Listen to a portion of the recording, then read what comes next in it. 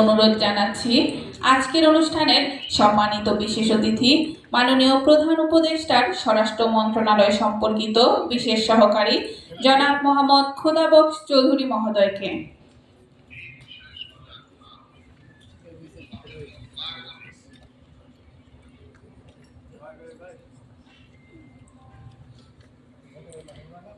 সুধী মণ্ডলী, বক্তব্য প্রদান করছেন মাননীয় প্রধান উপদেষ্টার স্বরাষ্ট্র মন্ত্রণালয় সম্পর্কিত বিশেষ সহকারী জনাব মোহাম্মদ খোদাবক্স চৌধুরী মহোদয়। আসসালামু আলাইকুম। সম্মানিত প্রধান অতিথি এবং উপস্থিত অভ্যাগতবৃন্দ, বিশেষ করে এখানে অনেক তরুণ দেখছি আমি। আজকে আমরা এখানে যা দেখলাম তারপর আর বলার কিছু রাখি না, কিন্তু একটা তরুণদের উদ্দেশ্যে বলি যে এই বিষয়টা যেটা আমাদের আজকের এখানে আলোচনা এবং বক্তৃতা বিবৃতির মাধ্যমে আপনাদের কাছে পৌঁছানোর চেষ্টা করছে, এর গভীরতাটা আমাদের বিশেষ অতিথি একটু ইঙ্গিত করেছিলেন যে যে পরিবারে এরকম একটা দুর্ঘটনা ঘটে তারাই শুধু বুঝতে পারে।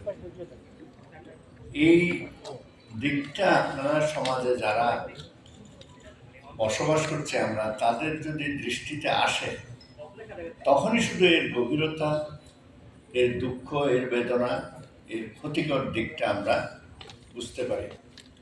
এখানে যারা আছেন তাদের মাধ্যমে অন্যদের কাছে আমার ক্ষুদ্র একটা নিবেদন যে সামাজিকটা প্রতিরোধের কথা সবসময় বলা হয়, কিন্তু ইদানিংকালে আমরা একটু কম দেখি এই প্রতিরোধটা।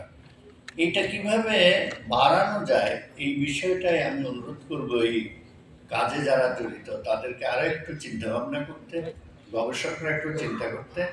কারণ সামাজিক প্রতিরোধ যেটাকে বলি আমরা, এটা সচেতনতার মাধ্যমে এটাকে বিভিন্ন উপায়ে যদি আমরা প্রতিরোধ করার চেষ্টা না করি, যে রেটে এটা বাড়ছে শুধু আমাদের দেশে না পৃথিবীব্যাপী, এটা কঠিন একটা সমস্যা হিসাবে সমস্ত মানব জাতির সামনে এগিয়ে আসছে।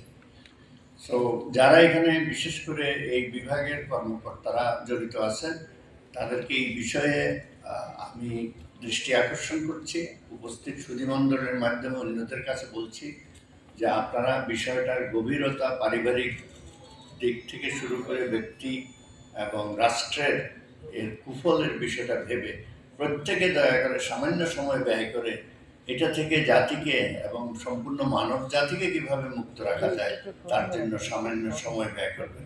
এই বলে আমি আমার বক্তব্য শেষ করছি। আসসালামু আলাইকুম।